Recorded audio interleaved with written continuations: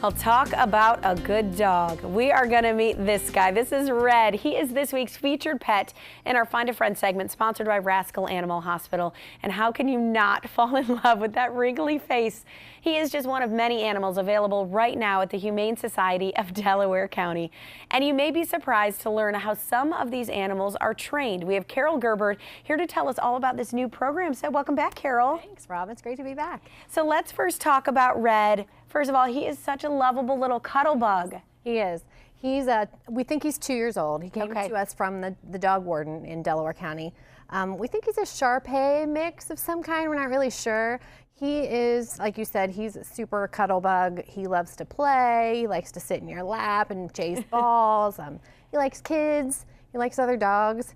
He's pretty perfect. He's kind of a family man, he then, is. Right? He very much is a family man. I think he'd be great in a house with children, with or without kids. I think he'd be happy there. He looks pretty happy anywhere. And how can somebody adopt him? So they can come up and visit him at the Humane Society of Delaware County. We're open for adoptions Tuesday through Sunday from 1 to 6. If they have dogs of their own, we encourage them to bring their dog to meet Red. Sure. We like to make sure everybody gets along before we send him home.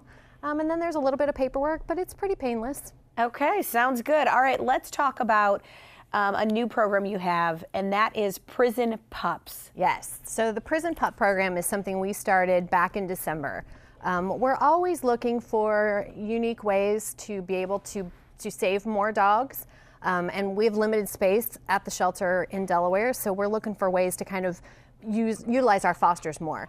It's a program that a lot of other shelters in Ohio are doing. We just had never done it, so Brandy, our behavior coordinator, started reaching out to some of the prisons in Ohio to see if any of them would want to coordinate with us. Yeah. So Marion Correctional Institute got back to us. They've actually done this program before with other shelters, and they were happy to let us join up. So what it is we have 6 of our dogs at Marion Correctional Institute. They actually live with the inmates. They all live in a big room, probably about the size of this set. Okay. The inmates live there, the dogs live there, they all have their own crates, they feed, they train, they play, all in this room. The program itself is 12 weeks, but they are willing to keep those dogs as long as we need them to keep them. Which is amazing for both sides. And I think it's interesting because you said you went to visit and you got to meet the men that were training them and kind of tell me about what they we're sharing with you. Oh my gosh, it was so fun, Robin. We walked in there and these gentlemen are so excited to share with us the things that they've taught these dogs how to do. They wanted to show me their tricks and they wanted to talk to me about the different behaviors that they're seeing and tell me who the mom dog is in the group and who's getting along with who and where they're playing and all these things. It was really an incredible day. We were there for about an hour and a half and I saw so much progress in the dogs that we had placed there. Most of them were shy in the shelter, and they've just blossomed. And what kinds of things are they learning? We have some pictures of the prison pups that are there. What kinds of things are the inmates able to teach them? So they're teaching them all the basics: sit, stay, down. They're teaching them touch. They're teaching them to come when called. They're teaching them stay.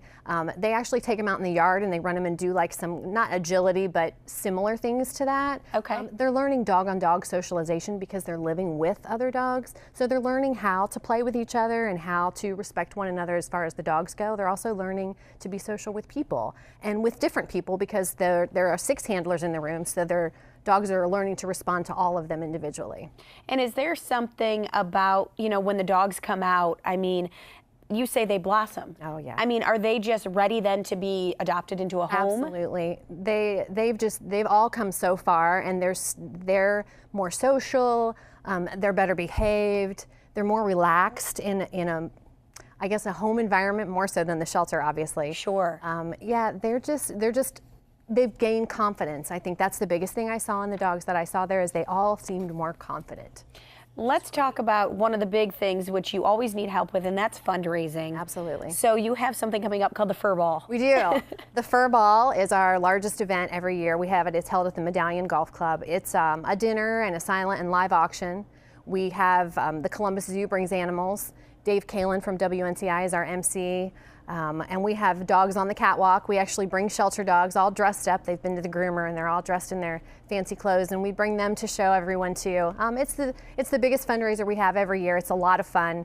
We had about 275 people there last year, which was pretty amazing. That's awesome. We're really excited about it. Okay, so that is February 6th. Right. So coming up, you can buy tickets at your website, hsdcohio.org, and that's also probably where you can go get information about Red, find out how to get in contact with you. Absolutely. All right, Carol, thank you. Red, I hope you find a good home today. Thanks, Robin. He seems excited, right? Yeah.